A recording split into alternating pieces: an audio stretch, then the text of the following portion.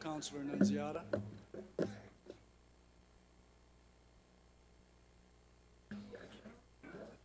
you guys ready?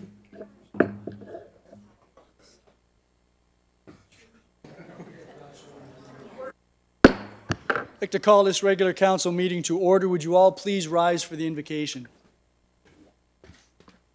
We meet to serve our community and endeavor to be worthy custodians of all that has been entrusted to us. Let us be concerned only for what will promote good government. May we bring to our council chamber minds that think and hearts that feel, so that in our deliberations we may display imagination, wisdom, and courage, and the will to do our work for the good of all.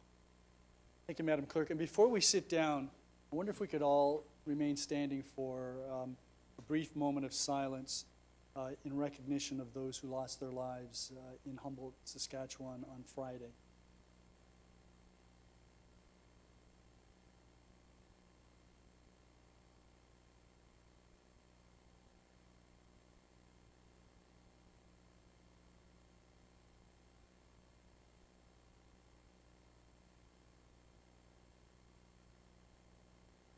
Thank you.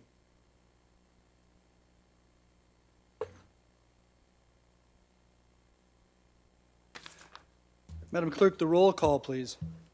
All members of council are present, your worship, with the exceptions of councillors Nutt, Zanko, and Luberts. So we have an addendum this evening. There's just a reordering of the a consideration of bylaws, which should be at the end of the agenda, which it will be now. Just a few announcements. Following the moment of silence that we just had, I want to state that I sent a letter today to Mayor Rob Munch of Humboldt, City of Humboldt, to express the town of Fort Erie's deepest sympathies with respect to the tragedy last Friday. On this past Saturday, April the 7th, the Fort Erie Fire Department education team and firefighters launched their 2018 door-to-door smoke and carbon monoxide alarm program. They hope to inspect about 1,000 homes this year in the areas of town where fires are most prevalent. And not only is this a safety matter because these alarms save lives, but it also reduces the number of incidents that our fire department has to respond to. And that equals savings in fire department time, firefighter time, property costs, and eventually financial costs. So when or if the firefighters come to your door with respect to this program, please be cooperative and invite them in. It could very well save a life. I also wanted to just follow up on some discussions that Councillor Butler, you had raised about health issues a couple of weeks ago, and I noticed that there was something on Facebook that was talking about an incident that recently occurred. I wanted to encourage the members of the public to communicate with members of council, me or members of council, via email to let us know if there are any comments that you have about healthcare services provided at Douglas Memorial, good or bad. We have a meeting scheduled for the end of the last week of April with representatives from the NHS. It'd be helpful for us to have that information. So our email addresses can be located on our website, and whoever you send it to will share it with the other members of council and our staff. So those are my announcements for this evening. Are there any disclosures of pecuniary interest? There being none, there are no notices of upcoming public meetings. That takes us to the regional councillor's report. Good evening, Councillor Nunziata. Good evening, Your Worship, members of council, members in the gallery. I will try to be as brief as humanly possible. Sometimes I tend to run on a little bit. I would never say that. I will start off with some fantastic news, and it was a pleasure to be joined by Councillor Butler this morning in the ribbon cutting and grand opening of the Niagara Foreign Trade Zone office. Incredible accomplishment, a lot of heavy lifting by all levels of government. It was great to see the partnerships that have evolved at the federal level, the provincial level, the regional level, and certainly at the municipal level. So the Foreign Trade Zone is a designation. It's the first one in all of Ontario.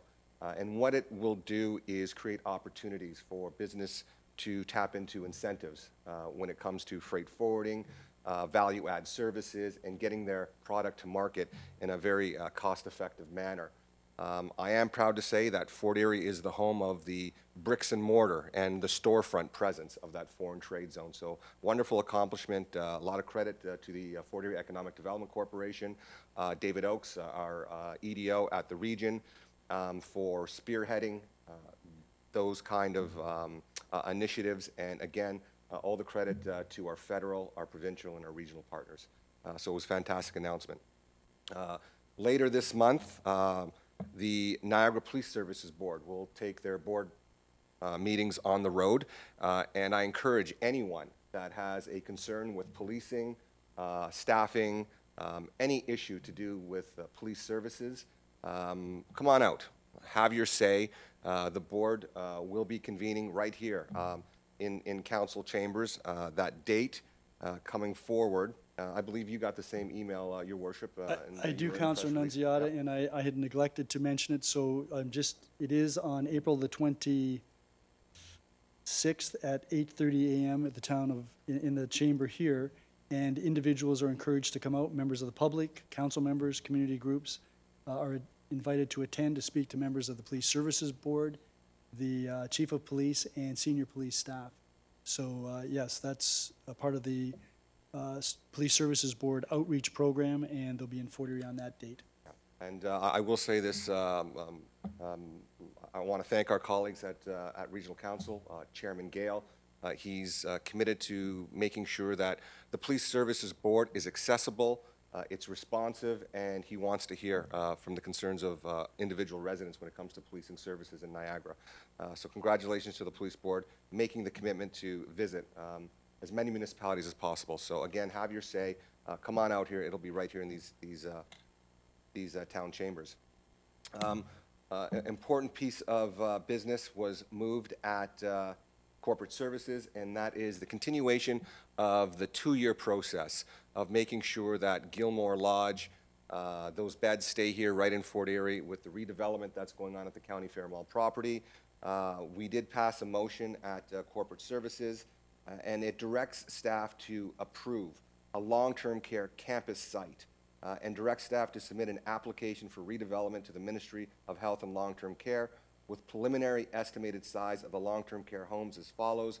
Garrison Road site in the town of Fort Erie, the size of the long-term care home at this site will be between 128 and 160 beds. Gilmore Lodge presently has 80 beds. It's good news for Fort Erie. We're going to keep pushing for that 160 number. Just to give council and the gallery a bit of some background, there's only 406 beds up for development. It's a finite number. It's fixed. Ultimately, the private sector and certainly the region has an opportunity to apply to the ministry for more beds. But right now, the exercise that we've gone through over the past 2 years is the redevelopment of 3 long-term care homes, and that incorporates 406 beds, I believe. So it's not a matter of adding beds here or there. It's how those 406 beds will be spread out. So with the new private sector moving into Niagara-on-the-Lake, there's a long-term care home run by the region called Upper Canada Lodge. There's 80 beds right there, and we'll be getting a percentage of those beds here at the new Gilmore Lodge, and I imagine a certain segment of those beds will be going to Lynn Haven and St. Catharines as well. So again, great news for the town of Fort Erie. I know they're going through the process right now of tendering out the demolition contract. As soon as that tender is given, we'll have a big wrecking ball party, and we will say goodbye to the County Fair Mall. A lot of good memories for a lot of us that grew up here in the town, but on to bigger and better things, so I'm very, very excited about that. I want to fill council in on some of the success that the town of Fort Erie has been a part of. When it comes to the Industrial Regional Development Charge Grant program, in 2017, the town of Fort Erie had 2 successful applications with respect to the waiving of those industrial development charges, totaling in the amount, one for $82,000, jobs created 140, and the construction value of $15 million. And another application came forward. They were the recipients of $18,000, 10 jobs created, and the construction value of $1 million. So the program started back in 2014, I believe, and Regional Council was dedicated to waiving those development charges on industrial builds. We've committed that process moving forward, and that process of waiving industrial DCs will be in place until the new DC bylaw expires in 2022. So any industrial applications that come forward, they are DC exempt. Some good news with respect to our funding when it comes to culture. It is good news. Fort Erie Festivals were again the recipient of a grant from our commitment to culture.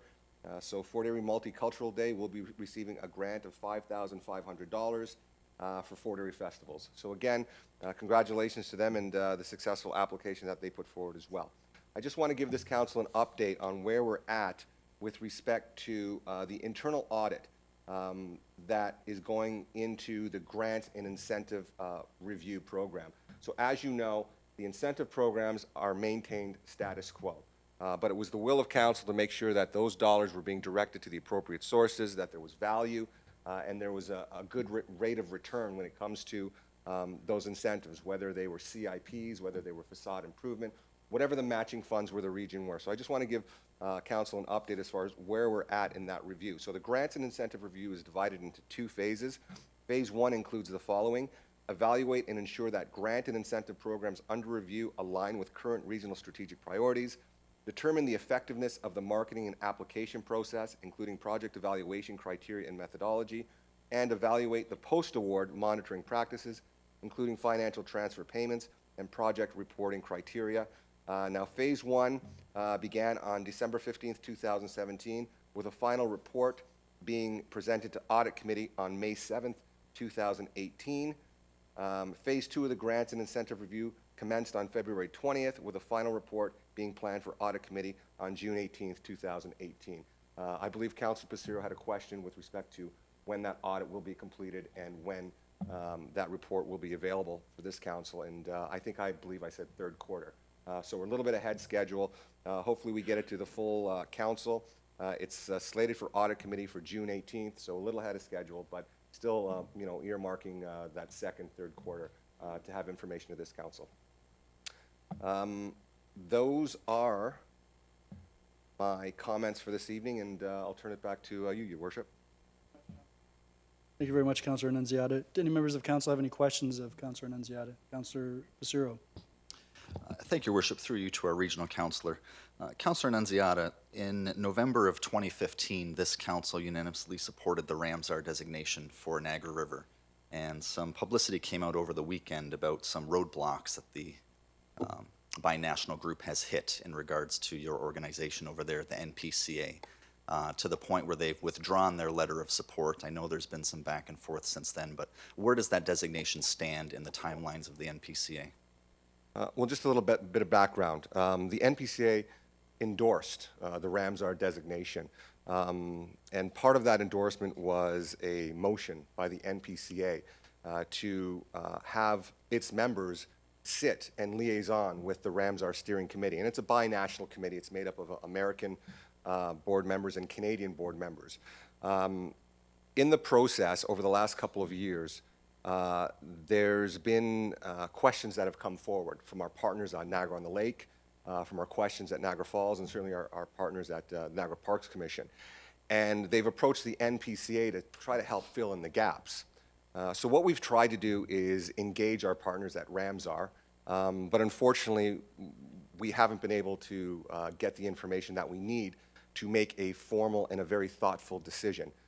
So the roadblock isn't necessarily at the NPCA. The NPCA was fully supportive of the designation. Since then, Ramsar has sent a letter to the NPCA advising us that they no longer need the consent or the approval from the NPCA. And like I said, we're still waiting for any information that we can have with respect to that designation. So just to give you a little bit more of a background, it has to be a unanimous decision. And I know our partners in Niagara-on-the-Lake have considerable concerns, and they've never ratified it at Niagara-on-the-Lake.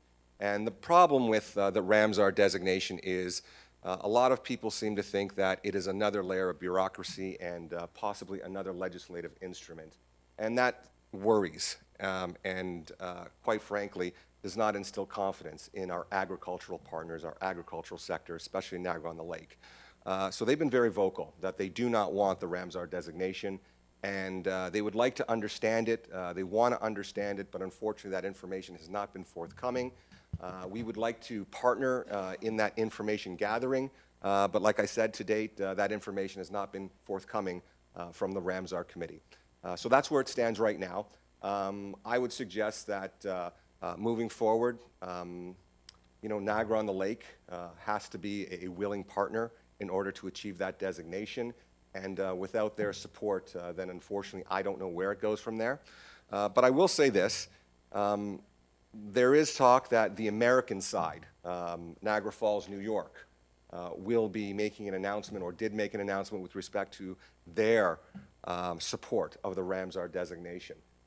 And I will say this, I find it incredibly hypocritical that in a time when we read in the newspaper on a regular basis of black water and discharge into the Niagara River Basin, that they need to get their own house in order first and foremost in order to maybe move forward with that designation. That's all very true, Councillor Annunziata, but you've gone way beyond. That's well, I'm just almost trying too to much give the councillor some short- background information. The But short there- answer is that Niagara-on-the-Lake has not supported it. Correct. Shows no inclination to support it. The Niagara Parks Commission, I believe, is taking the position that unless all three municipalities support it, they will withhold support. So it looks like it may be on life support. But I would like to make a very distinct position point here. There is a difference between Ramsar and the RAP program. The RAP program is the Remedial Action Program, and it is this program that was started years ago, and it receives federal funding. And it's an opportunity to clean the Niagara River and have it delisted. So the Niagara Peninsula Conservation Authority is still actively involved in the Remedial Action Plan. We're on schedule, and hopefully the Niagara River, back from the 70s and the Love Canal days, the most toxic, the most polluted waterway in probably all of North America. Councillor We are Annunziata, very close to delisting that property as Okay, well. we get that. I'm filling reluctant in- to have Councillor Passero ask another question. I'm hesitant as well. I'd like to be home before midnight. I warned you, I'm a little verbose, so. Yeah. Okay, well, I'll stay on top. I appreciate those comments because those vary drastically from those of the Canadian co-chair's comments in the newspapers. So I appreciate you supplying that background information. The other information that came out of the region this weekend was regards to the hiring practices of the CAO. And I'm just wondering if you have any brief background information or comments you'd like to provide, because I know whenever something happens at the region, they always look to the lower tier municipalities and think that we do things the same way. Fortunately, I can say that most of the times we do not, especially in this instance. And do you support Regional Councillor Senzik's call for a third-party investigation into this matter? Because it is, at face value, deeply disturbing. Again, I take issue with some of the comments and some of the misinformation in the article. That's my official position. I know that the chair has reached out to the individual parties, and I understand that more information has been provided and forthcoming, and some corrections on the record are in order. With respect to Mayor Senzik's comments, he is fully within his right to ask regional council to go in whatever direction he would like. Understanding that the CAO selection committee was a very open and transparent process. Our CAO was selected by council by a vote of 17-8. So again, very open and very transparent. I do concur with Mayor Senzik on one point, and if in fact sensitive information has been leaked, and there is privileged and confidential information that is getting into the hands of people that should not be privy to it, then I would fully support an investigation to find out where those leaks are coming from and how that privileged information is getting out. So on that front, I do support Councillor Senzik, but with respect to the article, in its entirety. I do have my concerns with it. I challenge some of the points in it, and like I said, hopefully the record will be corrected. At this point, I have full confidence in our CAO, and he's done an incredible job up to this point, and he has my full confidence.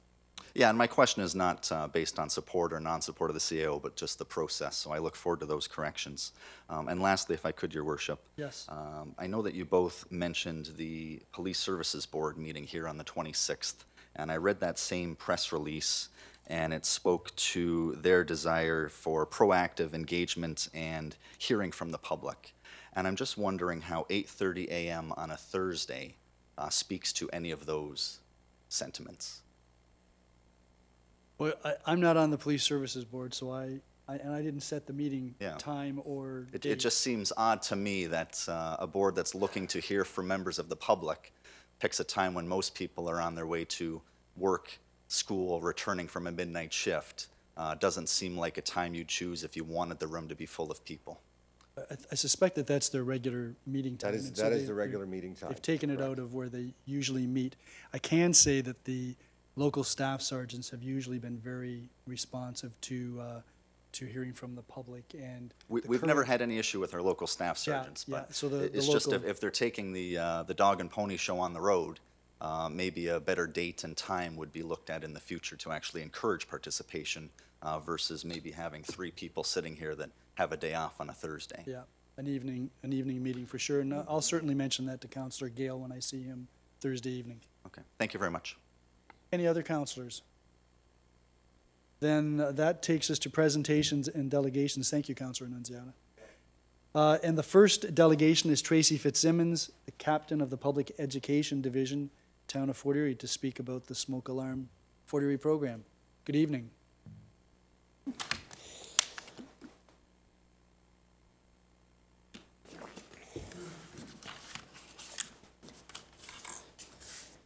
My name is Tracy Fitzsimons. I'm the captain of public education for the Fort Erie Fire Department. First, I would like to thank Mayor Redekop and Stephen Passero, Councillor Passero, for attending our smoke alarm program launch on Saturday. We had a fantastic turnout, and we really appreciate your support. The smoke alarm Fort Erie program launched on Saturday. We hit 50 homes in the north end of Fort Erie, including Lindbergh Street, Burns Place, Alwyn, and Burbank Street. At 19 homes, there was no answer. 3 homes, they requested a follow-up visit, and 3 homeowners refused entry.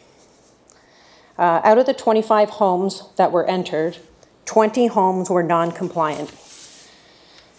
So non-compliant means that the homes had expired alarms that were more than 10 years old, or one home required a battery replacement, yet the alarm was still good, and 5 homes did not have the proper number of alarms according to the Ontario Fire Code, or they required additional CO or smoke alarms according to each level of their home. So as a result of those numbers, only 5 were compliant, which means they had the correct number. So these numbers are drastically low as far as compliance. That only equals 20% of the homes that we entered out of the 25 that were actually compliant. If we look at all of our numbers, by the 50 homes that we attempted, that's only 10% actually compliant. So whether our numbers fall between 10 and 20, these are rough numbers, they're far too low. So the Fort Erie Fire Department's long-term goal of the SAFE program will be that every home in the community will be protected by working smoke alarms and CO alarms in accordance with the Ontario Fire Code. So on Saturday, our teams entered homes. We showed homeowners how to test their alarms. We got them to check that their smoke and CO alarms were within their expiry, check that the batteries were working, and check that all alarms responded when they were tested and that they were in the correct location. The Ontario Fire Code states that there must be at least 1 smoke alarm on every level of every home and outside all sleeping areas. In every home that has a fuel burning appliance or an attached garage, there must be at least 1 carbon monoxide alarm outside the sleeping areas. With 10,000 homes in Fort Erie, our goal is to canvass 1,000 homes every year for a period of 10 years. The Fort Erie Fire Department's SAFE program is unique in the sense that it is offering full amnesty during our home visits, which means that there will be no fines or charges to be issued during non-compliance. If we attend a home that does not meet the Ontario Fire Code requirements, we will help that homeowner do whatever is necessary to get that home up to code. A smoke alarm installation program implemented throughout the town of Fort Erie can make a difference by reducing injuries and/or deaths in a fire or CO emergency. So if no one is home, we've created a follow-up procedure that'll leave a door hanger with the Fort Erie Fire Department's contact information, phone number, and email. This way the homeowner can contact us to set up an appointment to return to their home or answer any questions they may have. We've also created a voucher program for the homes that require hardwired alarms. As we're not electricians, we have no means of fixing or installing hardwired alarms. Therefore, the homeowner must be referred to the local hardware store to purchase their new alarms at a discounted cost. So we will also try to use loaner smoke alarms and loaner CO alarms until the homeowner can replace the necessary alarms required in their home. We do not want to leave any home unprotected. The Fire Prevention Division will be tracking all results from the Blitz dates and neighborhood canvas. This tracking will highlight areas of the program that need revision. It will indicate where additional efforts could be focused, track costs associated with the program, assist with the funding plan for the future. The evaluation data will help to streamline the program, modify the outcomes, change activities, or target different neighborhoods. According to NFPA statistics, each year, 3 out of 5 home fire deaths result from fires in homes with either no smoke alarms or no working smoke alarms. In 2018 already, there has been 23 fires and 27 fire deaths. Oshawa, Tottenham, Belleville, Brighton, to name a few. We do not want Fort Erie residents to be on this list. These numbers are unnecessarily high. Most recently, a 10-month-old baby in Barrie suffered carbon monoxide poisoning, resulting in death. All of these deaths could have been prevented. The public education team consists of 12 very passionate individuals. We are also a rare commodity, as many fire departments do not have a team designated strictly to public education.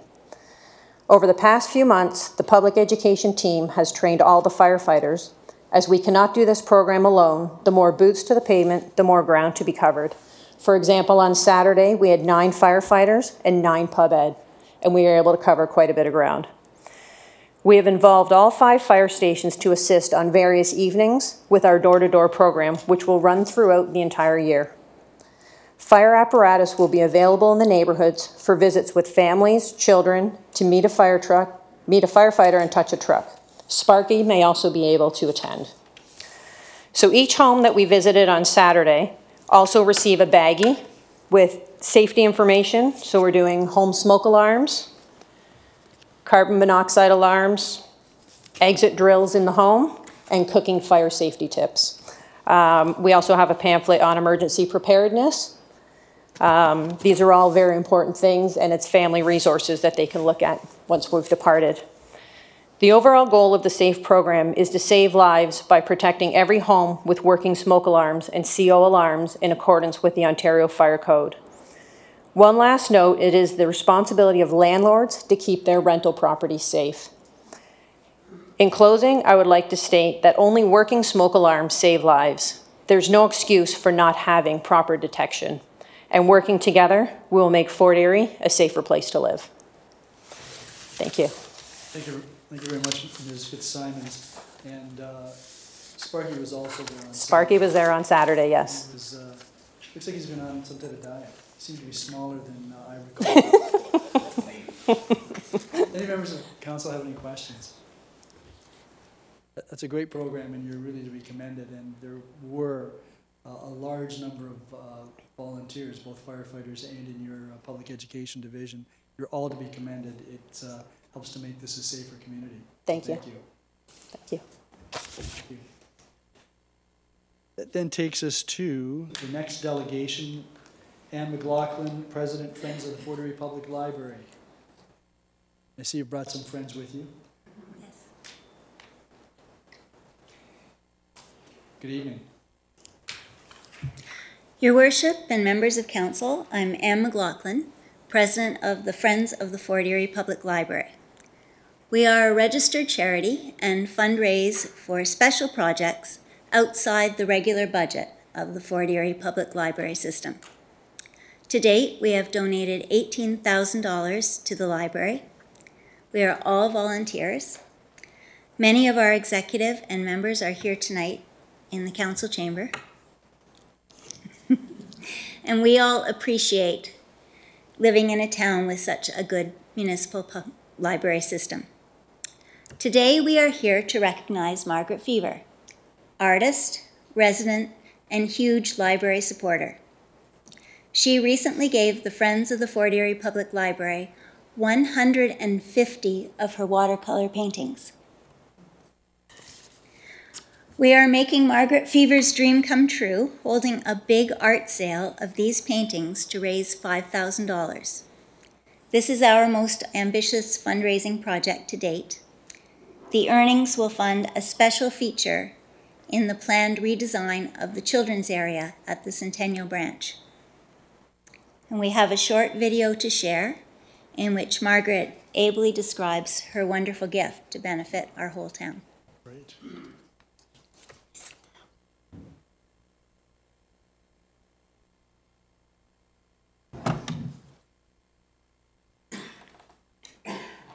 My name is Margaret Fever, and I am an artist. I have always been an artist. Now, as a child, I didn't grow up with many toys. Instead, I had empty sketchbooks, and if my mother felt I was in her way, she'd say, "Now, Margaret, go over into a corner and make some drawings."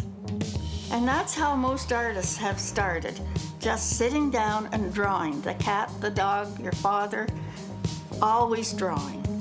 I began as an artist when I was 7 years old, and I was chosen, among others, but we had to be chosen for special art classes, Saturday morning art classes. And this was in London, Ontario, at the Elsie Perrin Williams Library.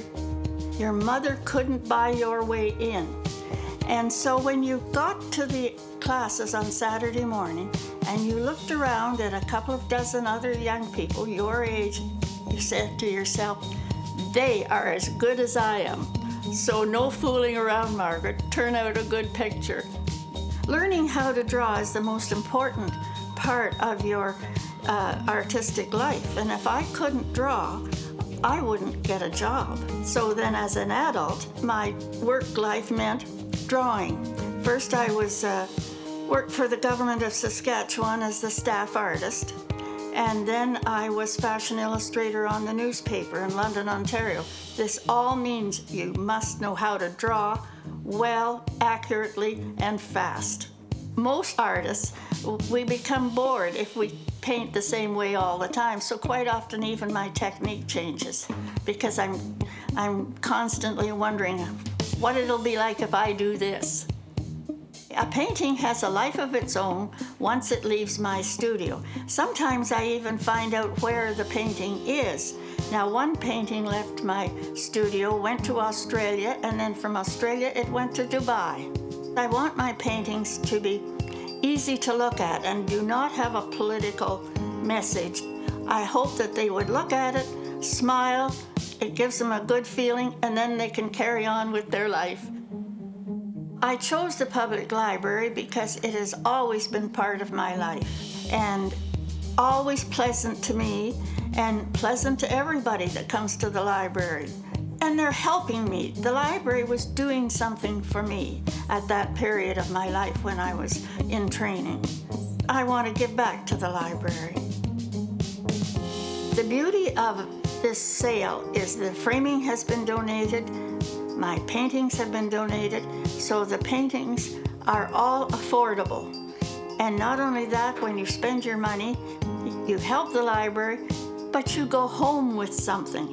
There's always one that is calling your name, and you'll love it forever. I hope you will come to this event. It'll be a lot of fun, and you may go home with a painting of your choice that you will treasure forever.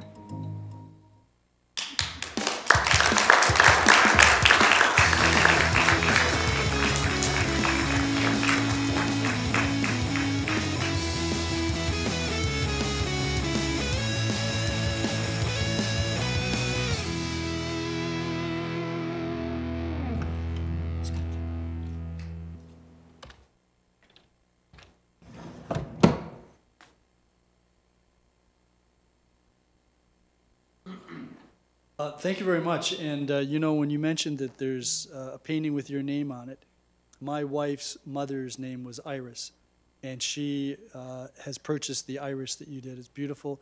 These paintings are beautifully framed, and so I would encourage everyone in the town to buy one. You might have to do some more painting, Margaret, but that would be good for the library if you did. Thank you very much. That's very, very generous of you, and thank you, Anne, for the work that you and the Friends do for the library. Thank you. That then takes us to our last delegation, Mr. Ken Riel and Rick Stewart.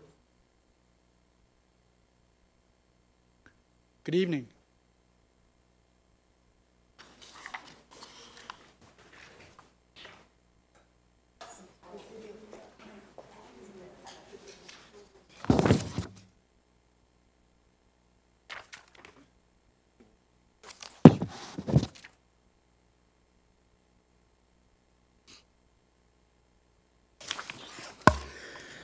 Mayor Redekop, councilors, staff, and gallery. I'd like to thank you for this opportunity to speak. I'll be discussing lot number 17 in the Avenue Dune subdivision and their official development agreement in conjunction with an EAC recommendation. Just a bit of background for you. My company, RN West Shore Incorporated, purchased 5 lots in this development in 2007. We've built and sold 4 of these properties with no problems, working from a comprehensive plan of development agreement. The problem arose when we applied for the building permit for our 5th and final lot. This development has had a very thorough EIS conducted by the Ministry of Natural Resources in conjunction with the NPCA. The lots in the development are 1 acre or larger. I have given you a copy of a protection. If you look at the last picture there, it shows you the NPCA and the Ministry of Natural Resources protection. The property is very heavily protected. They gave each lot a building envelope free of any encumbrances in which to build a home. Almost all the rest of the property in this development is protected by dune protection or environmental protection, or is within the ANSI boundaries set by the NPCA. The problem for us arose when the town, through a house cleaning amendment, changed the zoning to all the lakefront properties to WRR, which is waterfront rural residential, and incorporated some bylaws. When we applied for our permit, we were informed of this and have since met with the town officials last week to discuss this, as our lawyers have said this is not legal and there may be some future litigation. This, however, is not what we're here for tonight, but is background info for you to understand why, what we're here for. The property, as I have stated before, has undergone a very comprehensive EIS, and the plan of development has a bylaw as well as a glossary of schedules pertaining to restrictions on each and every lot. The planning department, when we applied for our permit, has made us go back to the NPCA to go there and review this lot again at the cost of $2,000. Also, they made us get a slope stability assessment at the cost of $3,500. Neither of these things are required under the terms of the development agreement set for these lots. When we went to the NPCA to pay them, though, we gave them a copy of our development agreement. We gave them that picture I showed you of all the lots and all the protection that's there. And we told them that we wanted them to look at that and see it. They went up there with a biologist and they gave us a green light. The town then sent our own EAC up there. EAC made recommendations. I met with one of the members of the EAC this week to ask a couple of questions and to find out if they had a plan put together for their bird mitigation, better known as the FLAP program, which is pretty new across the province. The answer I got was no, and that would probably be a couple of years before they actually got to having a plan set forward by the town to tell a developer or a builder exactly what he had to do. They told me I'd have to go to different areas. One of the areas that's putting forth an agreement right now is Oakville. But Oakville, just like Toronto, is working more comprehensively on high-rise buildings, not just on a two-story home. I asked if they had been notified that the NPCA had been attended there with biologists and cleared this property, and their answer was no. And she informed me that EAC usually waits until NPCA renders their decision before they do, because they would never go against NPCA, because NPCA is the governing body and EAC just makes recommendations. But the most important question I asked them was, were they told that this piece of property in this subdivision had a 4-story glass observation tower and a 2-story home on this piece of property that Rick and I tore down so that we could build a house back in this piece of property right where it's supposed to be? And they were not told that information. And she told me that it's very, very unusual for EAC to go to a property that already has a home and it's torn down and a new one's going back up. EAC goes to new lots and to lots that have overlays on them, not to existing properties. In this development, there are 28 lots. 5 of the lots have homes on them and always had homes on them. This particular one is the one that the owner that owned everything lived on. We tore his property down, it's a beautiful lot, to build a new home. It is our position that we should not have had to have NPCA or EAC on this site because we tore down an existing building and we are rebuilding back on the same building envelope. Further to that, the development agreement that we have is still in place, and it requires no further action other than what's listed in Schedule G and H. Our building permit has been ready to go. We've been in that process for 6 or more weeks. Really, it should be done by law in 10 days. So we've been waiting 6 weeks, and then it came back that we had to do the recommendations for EAC. I tried to do them. I got in touch with them and they said they don't have a program, that I have to go and find a program, and I don't think that's fair. What I would like to say is that we would like our building permit, it's ready to go, all except for EAC's recommendations. We respectfully ask that council waive the EAC recommendations and allow us to build and to issue our building permit. This development is a plan of condominium and has a board of directors which oversees it. If we do not get this house up and framed by the summer months, the board will probably shut us down until the fall, as they do not want to be disturbed during their summer vacation. That would take away our selling season for this year and put us into next year, which will cost us tens of thousands of dollars. The taxes on this empty lot alone are $8,000 a year. The HOA for this subdivision is $4,500 a year, and the carrying charges are $17,000, just to name a few of the things. So in closing, I reiterate that this property, because of the agreements in place and because there was an existing home torn down, and that EPCA and EAC were not required, and therefore council should, because this is an existing lot, should allow us to get our building permit. I'd like to thank council, I'd like to thank staff, and thank you for your time and your service to our community. If you have any questions, we'll answer them. You can ask. This is Rick Stewart. My name is Ken Riel. We'll answer anything you would like. Thank you very much, Mr. Riel. Do any members of council have any questions? The only thing I can tell you is I am deaf, so. Yes. Yeah. And you were particularly concise. Councilor Passero. Thank you, Worship. Thank you, Mr. Stewart and Mr. Rial. So no issue with B of the EAC recommendation regarding the landscaping plan and natural plantings? Or go ahead, Rick, you can. Yeah, that's easy. We can just put down they want natural grasses to hold the, from any erosion, and we can have that tomorrow.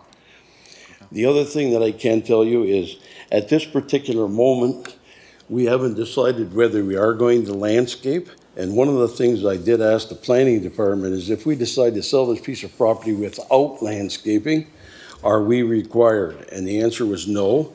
And if we don't, the homeowner has no requirements to have to do that. However, we would try to stipulate with them that they work in conjunction with EAC, and EAC can make sure, I asked EAC what they're worried about. They're worried that we put any foreign species up there that could go into and I don't want that either, to be very honest with you. So I don't see that one as a problem. The problem lies with the birds, because I'll be honest with you, for anybody who's interested in that, last month in the Reader's Digest was an absolutely wonderful story on that, and the man who started, his name is Michael, and what he's doing in Toronto, because he couldn't get Toronto to give them a comprehensive plan, so he's gone to individual homeowners or individual skyscraper owners and asked them. One of the ones that he's got them to do, there was 10,000 birds a month flying into that building, and they got them to put window treatments on. It was very expensive, like quarter to $500,000 to do it, and they did it, and they're getting no birds now. So it's a very good plan, but it's going to take time to go from the high rises to get down into housing and all the rest of it, and no one has a real set plan. Councilor Passeri, you still have the floor. No, that's all. Thank you, Your Worship. Any other questions? So, Mr. Riel, we've had a number of conversations about this, dealing with the subdivision agreement, dealing with the 2013 housekeeping amendment, which you referred to. That was the point at which EAC was brought in. There were some other requirements, which I know you've taken issue with. But despite that, my understanding is that there has been a site plan filed by Mr. Stewart with the town. Is that correct? Yes. You did pay some fees to the Niagara Peninsula Conservation Authority for them to look at this property. Is that correct? Yeah. And They gave their recommendations as well. So they have looked at the property. And you also did a slope stability study, you paid for, which you didn't think was necessary either because of the 1990 subdivision agreement. Yes. So you've been cooperating. I've paid close to $7,000 in all the things they wanted that really weren't required by the agreement. And even if you change the bylaw, what actually happened, just so you know, is they did a house cleaning amendment. And in the house cleaning amendment, they changed it. But they never told council at the time that they had a legal binding 47-page document with a bylaw already existing. And what I've explained to staff when I was here, based on my lawyers, is that we have a bylaw in here that's comprehensive. They made a new bylaw, and now it's my contention that you have two bylaws that are in opposition to each other, and planning doesn't agree with me, and my lawyers don't agree with them. So that's not what we're here tonight, but that's part of, if I could have settled that ahead of time, we wouldn't be in this argument now, because they wouldn't be able to do what they did. Because they came out with a new bylaw and they're trying to impose a bylaw on an existing legal document, there's a lot of lawyers, including the mayor, I think if you ask them, they'll tell you they can't do that. But I'm trying to be very, very honest with you. I made my living in this town. The town of Fort Erie has been wonderful to me. I don't want to sue the town. I just want to build my last house. I'm 64, I want to retire, and I want to disappear. If there are no other questions, Mr. Riel, I can advise you that I did speak to another member of EAC who also was not aware that there was a previous house on this parcel. My understanding is that you're planning to build within the same footprint that the exact same house that was torn down was situated on. Okay, Councilor Passeri.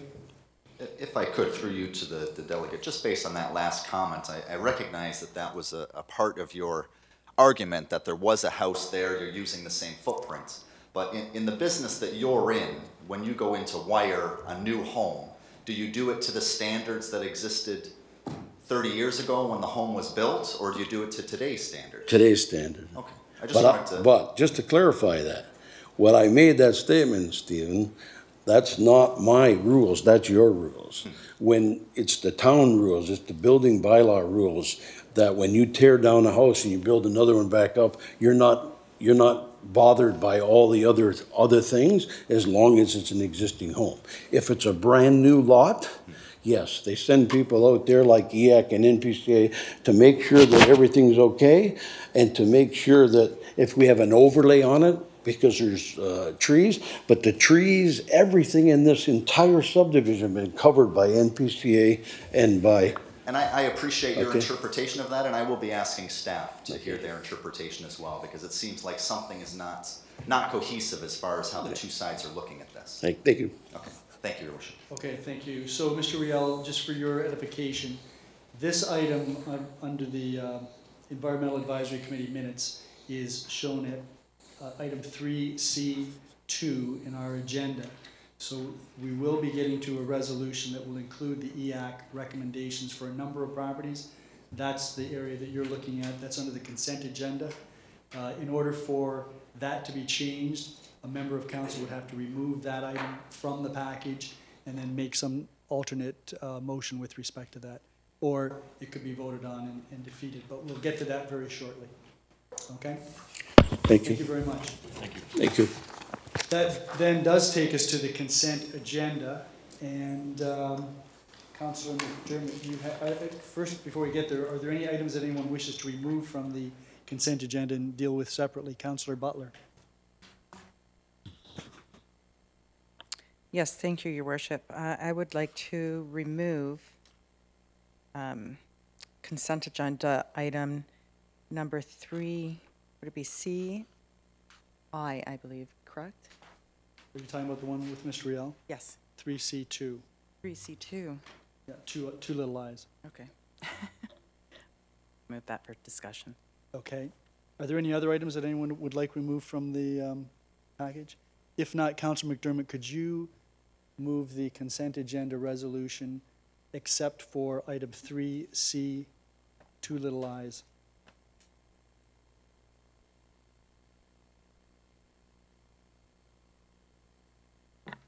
Thank you, Your Worship. Moved by myself, seconded by Councilor Butler, that council approves the consent agenda items as recommended with the exception of 3C, item 2, which will be removed. Okay. Are there any questions or comments with respect to the items that are within the consent agenda with that one exception? Councilor Butler? Thank you, Your Worship. I just wonder if I could ask a question with respect to correspondence number 2B. Of course. With respect to abandoned contaminated properties, do we know if there are any existing here in Fort Erie? There's an issue with respect to this particular item. There are, I'm sure there are contaminated properties in Fort Erie. Ms. Dolce, are you aware of any that, these would be brownfields, I suppose, that have some type of environmental issues? I know of at least one, which is at the corner of Michener Road and where the road forks in Shirkston. So there's at least one. It's a small parcel where there was a buried gas tank. Are you aware of any others, Ms. Dolce? There are a few that could be obviously eligible. Any industrial development changing to a commercial or other sensitive land use, such as residential, require these studies to be done, these records of site condition. So we have quite a few properties, obviously, in the town that are underutilized that may be converted in the future to a different type of use. Councilor Butler? No, thank you. I was just curious how many we had in our municipality as well. Thank you. Okay. Are there any other questions with respect to the items? Councilor Passero? Thank you, Your Worship. Just regarding the other, or the EAC, which would be point 3, right, which is very similar in vein to the one that has been removed. Just a question through you to maybe an appropriate member of staff is, does our decision on the item that's been removed have any bearing on that one as far as what we want to do, or should we be looking at those in concert. I can't imagine that we would make a decision on one and let the other one either go or not go. It doesn't seem fair to me, even though those individuals have not appealed. The items are separate so that one wouldn't necessarily affect the other. If you're concerned about continuity, that could have an issue. I don't know what the background is with respect to 4930 North Forest Road. Ms. Dolch, are you familiar with that at all? In terms of, it's very similar. It's in a similar area. Single detached dwellings being proposed, so it is very similar. They haven't raised any objection to us on those conditions of EAC.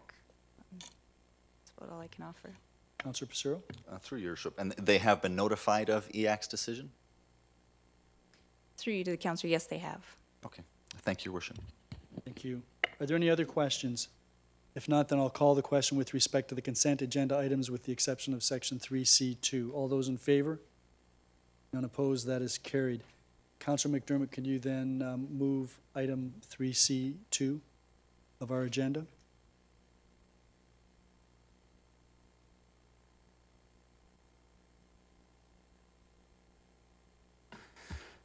Yes, Your Worship. Moved by myself, seconded by Councillor Butler. The council approves consent agenda item 3C2. Thank you. Are there any questions or comments with respect to that? Councillor Butler. Thank you, Your Worship. I do have a couple of questions, and maybe you can direct them to the right person. But my first question is, if the NPCA had no issues, why would EAC have an issue? And if there is no formal guidance to having a bird-safe flap, why would that be appropriate to ask for at this point? So I'll refer this to Ms. Dolch, and I'll monitor what she says, because I have an answer, but I think it's fair you ask for staff, and so staff should answer. Through you to the councillor. In terms of the NPCA, they review obviously the environment as well, but the Environmental Advisory Committee is a committee of council, and they look more at local issues or local expertise per se. In this case, there has been quite a bit of focus on migratory birds in recent months, and they've been focusing more on protecting the migratory birds from colliding with buildings. With regard to the landscape plan they asked for, that is a normal requirement that they've asked for in a number of situations on existing lots of record. Similar to this one, they do want to ensure that the landscape plans that are proposed are of native species and things like that. They also sometimes ask for a tree saving plan. They vary in their requirements. It's on a case-by-case basis. They go out to the site. They visit the site. I can't say whether or not the NPCA was out on site. I don't have any information as to what they looked at in that regard. My understanding is they were, because there was a fee paid for them specifically to go to the site. And Mr. Brady has, I think, confirmed that. Councillor Butler. Thank you, Your Worship. I just wonder, has this been a regular item to ask builders to put in a bird-safe flap, or is this brand new to us? It's the first time I've seen it or heard of it. You may recall the EAC recommendation about the high-rise building at Harbour Town. That's the first that I recall, but Ms. Dolch, maybe there's been some prior ones? Through to the councillor, no. The first instance where it was brought up was with Harbour Town. I think there was some focus, obviously, due to the high-rise nature of the building, but as they looked into it more and more, it does cause collisions on lower-level buildings as well. Okay. Any other questions? Councillor Passero? Thank you, Your Worship. Through you to Ms. Dolch. Ms. Dolch, in EAC's request, they're asking for something in writing from the designer as far as how flap has been incorporated into the building. Do you know of anywhere else that's gotten to that point? And I'm referencing Mr. Riel's comments regarding, and I know you can't speak for EAC, but what are they anticipating to get back? Ms. Dolch? Through you to the counselor, I asked the same question and I did some research. So in terms of the flap guidelines, a lot of it has to do with just window coverings. There are municipalities that have set out bird safe guidelines and all that, but we're not there yet, nor have we decided to proceed that way yet. So it mainly has to do with the windows itself. So sometimes they'll put dots on them. Sometimes they'll just have a film over top of them so that the birds, it's not reflective in the glass. So I think that's more where they're looking, is the bird safe guidelines. There's other recommendations under FLAP as well about keeping any bird feeders so far away from the glass, things like that. There are really a lot of just recommendations, but they do, from my understanding, do some consulting. So if you are building a building, you can contact them for some consulting back and forth on how to make your building bird safe. Councilor Passero? So we as a municipality have not endorsed FLAP, nor have we asked staff to look into it either at the staff level or charged EAC with the task of coming up with FLAP guidelines. That's my understanding, Ms. Dolch. Can you confirm that?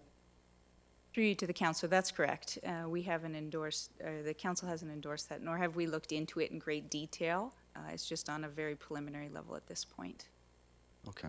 I'm hesitant to support the EAC recommendation because I've always been a proponent that we shouldn't arbitrarily be adding checkboxes to the list of things that people should be expecting or could come to expect during a process. Especially when it has not been endorsed by the municipality. I mean, the members on this committee may come and may go.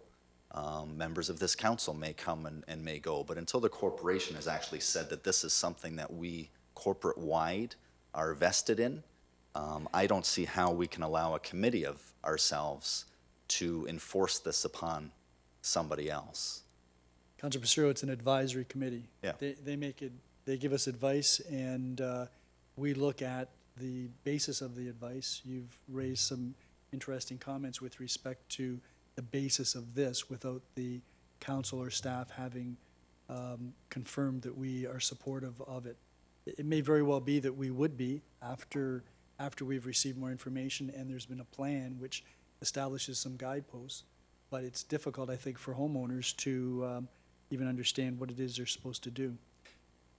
Lastly, Your Worship. Sure. The slope stability study that was referenced in the delegates' remarks, we required that and were paid money for that, or whom? Whom requested that? The town requested a slope stability study, and that was paid for by the property owner to, I presume, an engineer. Okay, but it was the town that had requested that. Town requested it, and there's an issue about that as well because the subdivision agreement from 1990 appears to cover that. Regardless, the property owners have paid for the study and obtained it. Okay, thank you, Your Worship. Okay, anyone else? Councilor McDermott. Your Worship, I have one question. I'm not sure how we're going to deal with this because if we're asking for something that we're not committed to or there's no policy for, because actually, I mean, we shouldn't even be asking for it if there's no policy for it. Well, we're being asked by an advisory committee to council to request this, to confirm this. This is their request. We receive the advice from our committee. We either go along with it or we don't go along with it. So that's the conundrum with respect to FLAP. No, I've got that, but I mean, if there is no policy with regards to FLAP, if council hasn't approved this, has not approved this as a choice of how we're going to deal with different, like we have this fellow here in 3 is being asked to do the same thing as this gentleman is here. It has been the key to the argument with Harborfront. But if there's no policy, how can we ask developers to put it forward if we haven't even got a bid on it? Well, we're only asking for it if we approve the recommendation that's made to us. So it's some advice from EAC. I think the issue that's been raised here by all of you is that there should be some type of formal policy adopted by this council, which then gives EAC some guidelines within which to operate in terms of bird mitigation measures. So that's an issue, Ms. Dolch. Regardless what happens on this, we should be speaking to EAC about so that we can develop some policy. That's I think the conundrum. Okay? Anyone else? So the way we are right now is either A or nay. If it's A, then that means that both recommendations proceed. If it's nay, neither. Folks are clear on that? I'll call the question. All those in favor of the recommendation? Opposed? That those recommendations are defeated, so neither of those conditions need to be met. Okay. That takes us then to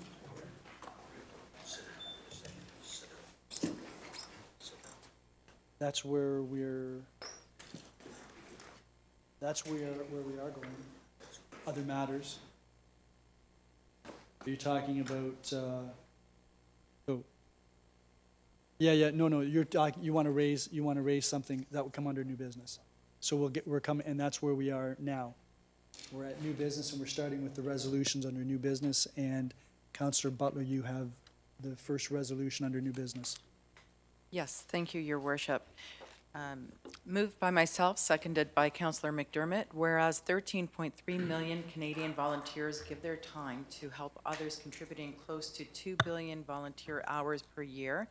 And whereas the collective result of the work done by our volunteers is that the town of Fort Erie is a more desirable place to live. Now therefore be it resolved that Council proclaims April 15th to the 21st, 2018 as National Volunteer Week, and further that Council expresses their appreciation and gratitude to all volunteers in the town of Fort Erie for their service, dedication, and commitment. Are there any questions or comments? All those in favor? That is carried.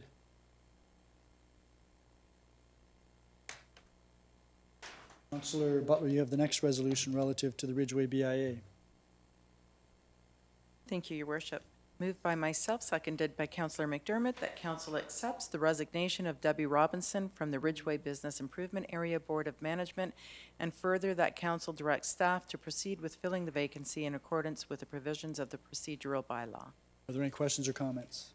All those in favor? None opposed, that is carried.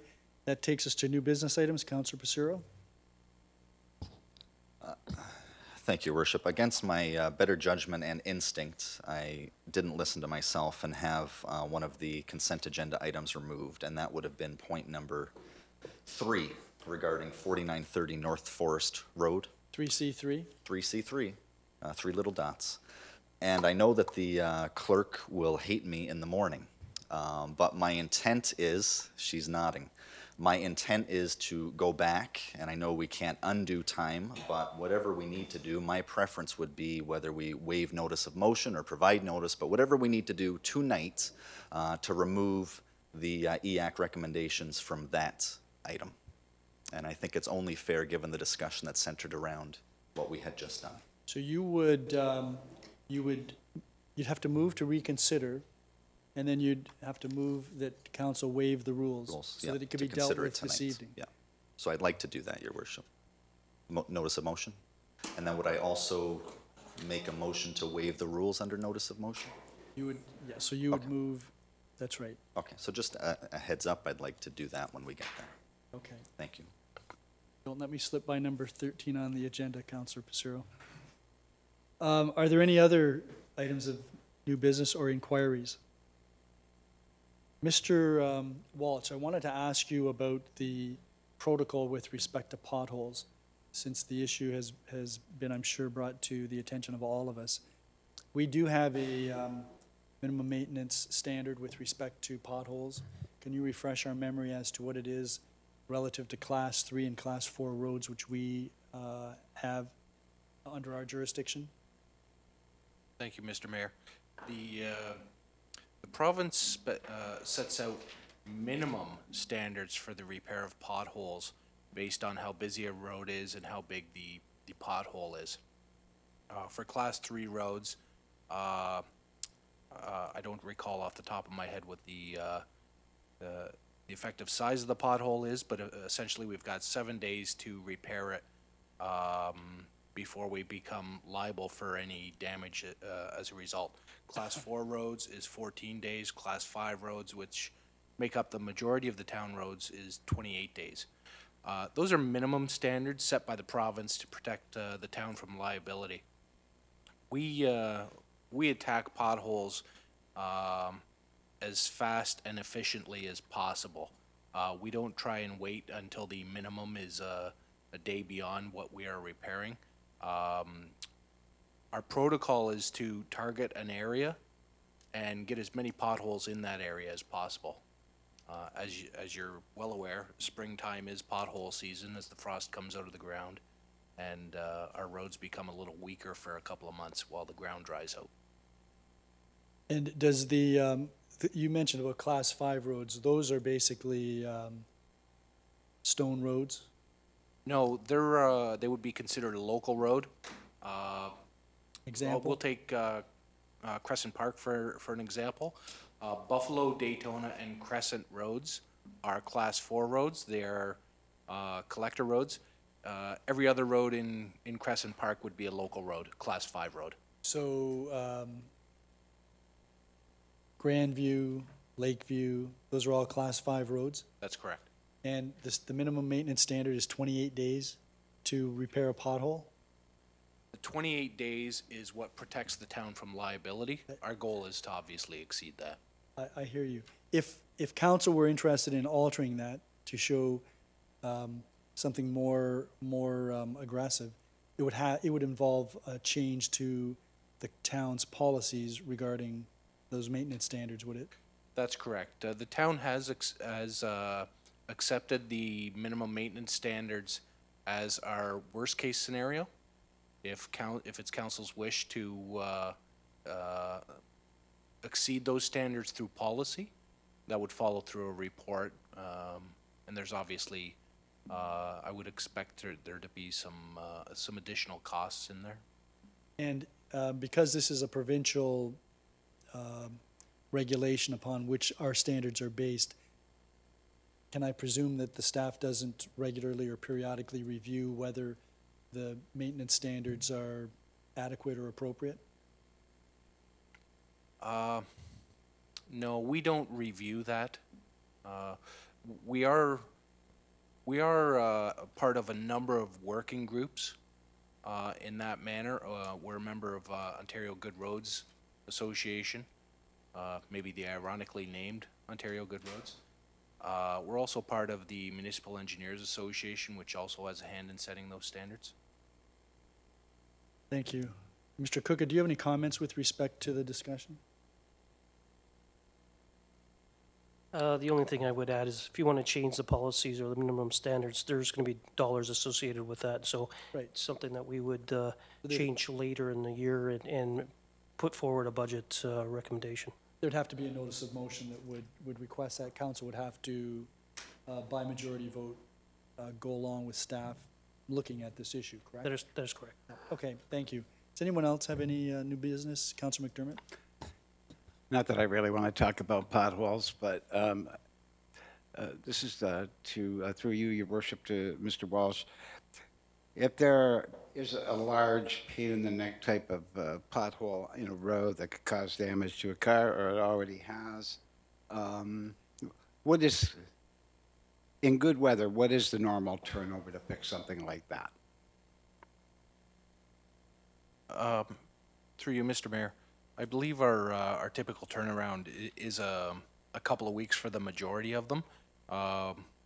We only have a couple of Class 3 roads in town. They're in very good condition. So most of our attention is paid to Class 4 and Class 5 roads. We Thank don't you. have, just if I may add, we don't have many potholes that hang around for 28 days. No, but if you've got a class 4 road and a pothole hangs around for 14 days, that's the maximum that you can do under the minimum maintenance standards. And one was just brought to my attention today, that's why I've raised the issue. Seems to have created some anxiety for at least one motoring traveler of the public. Yeah, no, it wasn't my wife. Okay, there are no motions. The next agenda item is reports, and Councillor Passero, you have that resolution regarding the consulting services for the Environmental Conservation Area Assessment. Yes, Your Worship. Moved by myself, seconded by Councillor McDermott. PDS 24-2018, Award of Contract for Consulting Services, Environmental Conservation Area Assessment Report, Town of Fort Erie Industrial Lands. The Council awards the contract for the preparation of the Environmental Conservation Area Assessment Report, Town of Fort Erie Industrial Lands, to LCA Environmental Consultants for an upset limit of $93,112, including 13% HST. Are there any questions or comments with respect to that resolution? All those in favor? None opposed? That is carried. The next item, Councillor McDermott, you have the resolution for the land matters. Thank you, Your Worship. Moved by myself, seconded by Councillor Butler, that Council receives the March 28, 2018 Land Committee meeting minutes attached as Appendix 1 to report number CAO 08 LC 03 2018. Are there any questions or comments with respect to the items in the minutes? If not, all those in favor of the resolution? None opposed? That is carried. That then takes us to notices of motion. Councillor Passero. Thank you, Your Worship. Madam Clerk, please jump in when you see me drowning. As a member who voted on the prevailing side, I motion that Council does hereby reconsider its decision regarding EAC recommendations concerning 4930 North Forest Road, and further that Council hereby dispenses with notice and waives rules of procedure to permit the reconsideration to occur this evening. And do you have a seconder? Councillor Butler? So we would simply, okay. Beg your pardon? Right. So, Councillor Passero, you have referred then to item 3C3, and is it the entire, so we can reconsider this, and Madam Clerk, correct me if I'm wrong. If this passes, then we reconsider it. This just gets us back to the point where we're That's reconsidering. correct. Council Okay. has to have a majority vote that they will reconsider it Okay. and waive notice. So why don't we vote on this, and then we'll get to the merits of the matter. All those in favor of reconsidering this item? None opposed, that is carried. So this item then is back on the floor. We're going to reconsider it. Councillor Passero, did you wish to speak to that? Yes, I had one question, Your Worship, through you to staff. In that, is this situation, is this a rebuild on a current footprint, or is this a new home? And I only ask that because it would lead me whether or not to support or not the landscaping plan aspect of things. Ms. Dolce, are you aware? I am not aware of whether or not this is a reconstruction, to be honest, on 4930 Forest Road. I can look it up if you just give me a moment.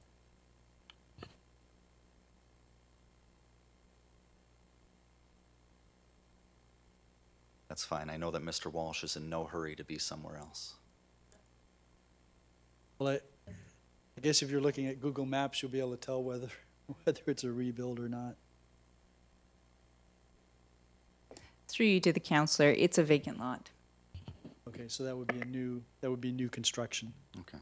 So in that vein, I would be looking to amend to remove the recommendation regarding flap, but I would leave the landscape in place, as it would most likely involve complete clearing of vegetation and replanting. To me, that is significantly different than what we dealt with prior. So my amendment would be that we remove or we defeat the recommendation regarding flap. I What don't know you how can- that's possible. What you can do is you would remove, so you would amend the recommendation by removing the reference To the flap. to the requirement for a flap, recommendation. Is that correct, Madam Clerk? Just, it would be item 3C3. So it would be an amendment to remove the requirement for the letter regarding Yeah. the flap mitigation measures. Yes, that's correct. It's C in the minutes. So would you like to move that amendment? I'd like to move that if I have a seconder. Councillor Butler is seconding that. Any discussion about that? All those in favor? So that's carried. So then, Councillor Passero, would you then move the amended recommendation 3C3? Yes, Your Worship. Moved by myself. Councillor McDermott, would you second that for me? Seconded by Councillor McDermott. That, looking for the right wording here. Of the agenda, it's top of page 3.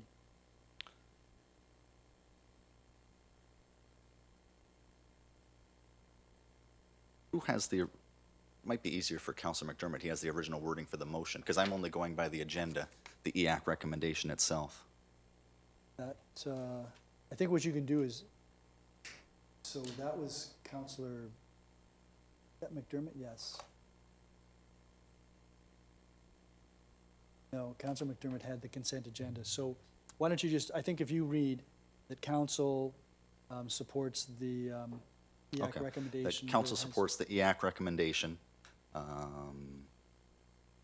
that the owner submit a landscape plan showing native plantings to the satisfaction of EAC along with adequate securities to ensure the implementation of the landscape plan. Relative to 4930 North Forest Road. North Forest Road. Thank you. So we've got a mover, a seconder. Madam Clerk, are you following us? Perfect. All those in favor? None opposed, that is carried. Okay, I think that's an appropriate way to deal with that. So then, are there any other notices of motion at this time? Madam Clerk, I wanted to, I meant to raise under new business some questions regarding a tree planting program that is referred to in our minutes of the Land Committee. But I don't think I need to do that. I would like to give notice of a motion to request a report from staff advising council on the advisability, potential partnerships, logistics, and costs of implementing a tree planting program to counter the devastation of the emerald ash borer and to increase the town's tree canopy. And that motion will be returnable 2 weeks from today, which is the 23rd.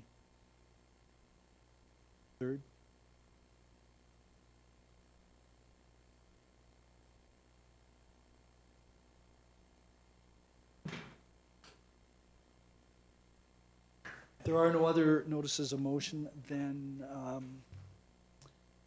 that takes us to scheduling of meetings. We had an addendum, so we're going to scheduling of meetings, then we're going to close session, then consideration of bylaws.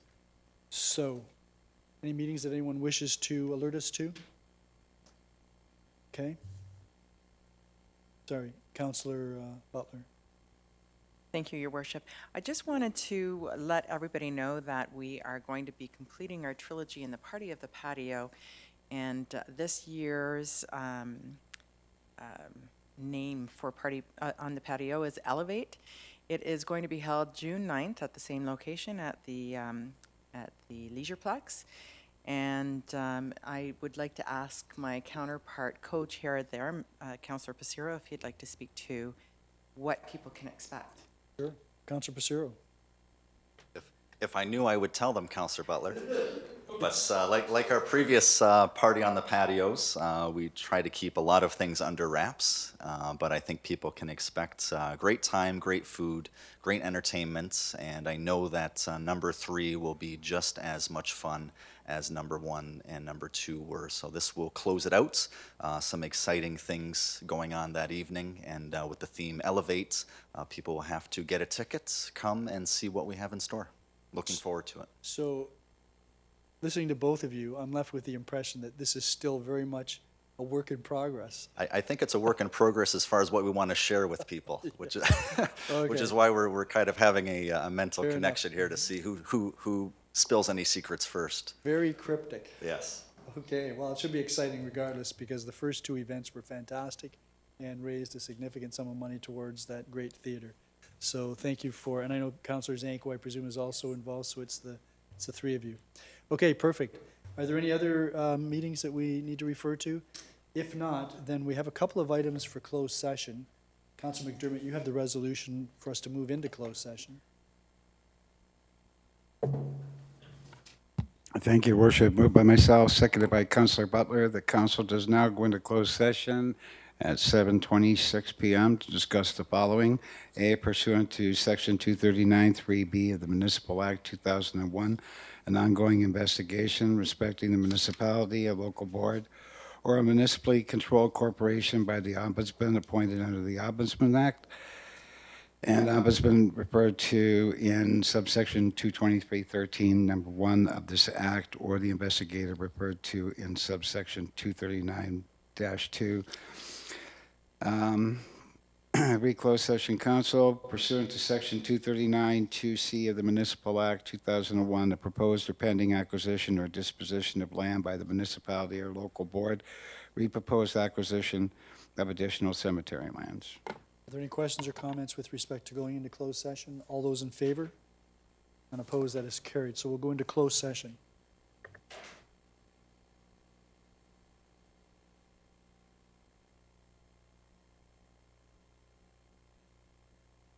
That staff proceed as directed on matters A and B.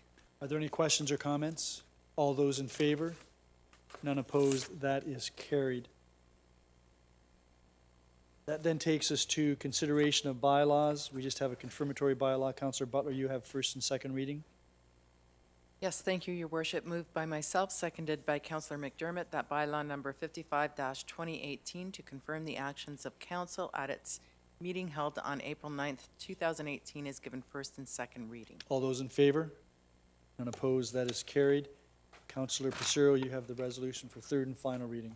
Yes, moved by myself, seconded by Councillor McDermott, that bylaw number 55-2018 is given third and final reading to be signed by the mayor and clerk under the corporate seal. Are there any questions or comments?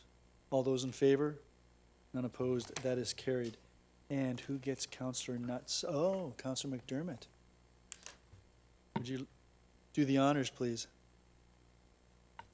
Moved by myself, seconded by Councillor Butler. The council adjourns at 7:47 p.m. to reconvene into a regular meeting of council on April 23rd, 2018. All those in favor? None opposed, that is carried. Thank you very much.